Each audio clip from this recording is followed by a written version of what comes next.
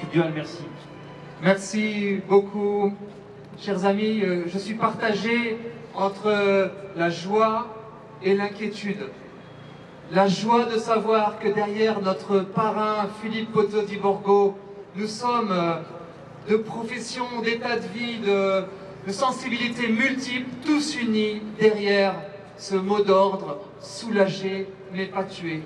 Soulager mais pas tuer, qui est en soi, avec notre mouvement unitaire, la réponse qu'au fond de leur cœur, les Français attendent. Eux qui sont d'une certaine manière manipulés par le choix truqué dans lequel ils finissent par tomber, comme s'il fallait choisir entre souffrir et mourir.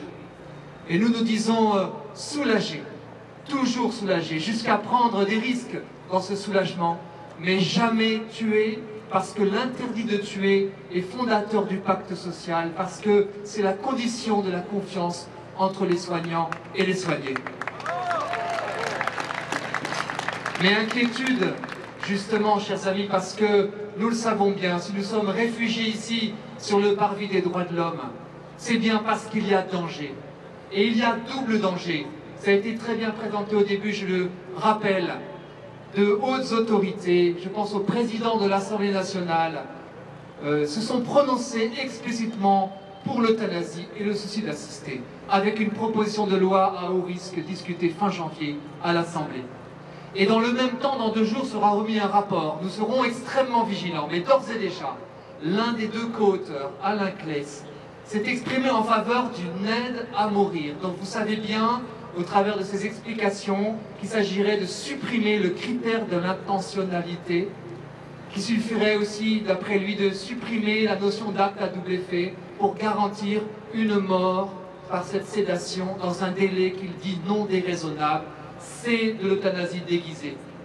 Et du coup, nous sommes devant ce danger non seulement d'une euthanasie explicite, mais aussi d'un système qui viserait à nous démobiliser.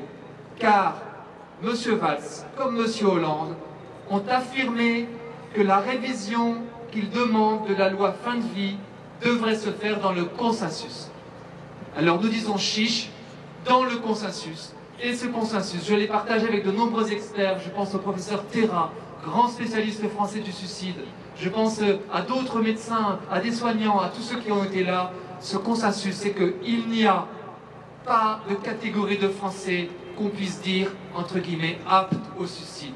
La prévention du suicide concerne tous les citoyens. Il n'y a pas d'aide à mourir, de mots antinomiques. Il n'y a que des aides à vivre.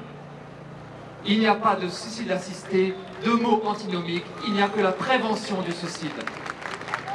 Alors, j'en ai terminé. C'est un grand début aujourd'hui de notre mouvement. D'autres personnes, d'autres personnalités, d'autres associations vont nous rejoindre. Nous étions aujourd'hui à Antibes, à Poitiers et ici ce soir, très symboliquement, pour dire au gouvernement, ne franchissez pas la ligne jaune.